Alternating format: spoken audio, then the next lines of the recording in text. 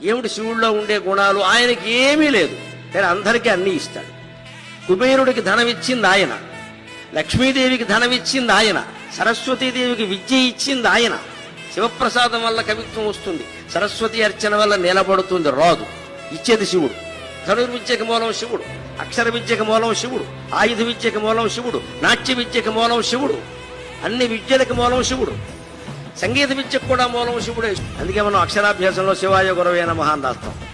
తర్వాతే సరస్వతి. ఎవరైనా శివుడు తర్వాతే.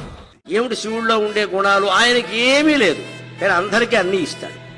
కుబేరుడికి ధనం ఇచ్చింది ఆయన, లక్ష్మీదేవికి ధనం ఇచ్చింది ఆయన, సరస్వతీదేవికి విద్య ఇచ్చింది ఆయన. శివప్రసాదం వల్ల కవిత్వం వస్తుంది, సరస్వతి అర్చన వల్ల నిలబడుతుంది, రాదు. ఇచ్చేది శివుడు. ధనుర్విద్యకి మూలం శివుడు, అక్షర విద్యకి మూలం శివుడు, ఆయుధ విద్యకి మూలం శివుడు, నాట్య విద్యకి మూలం శివుడు, అన్ని విద్యలకు మూలం శివుడు, సంగీత విద్యకు కూడా మూలం శివుడే. అందుకే మనం అక్షరాభ్యాసంలో శివాయ గురవే నమః అని రాస్తాం. తర్వాతే సరస్వతి.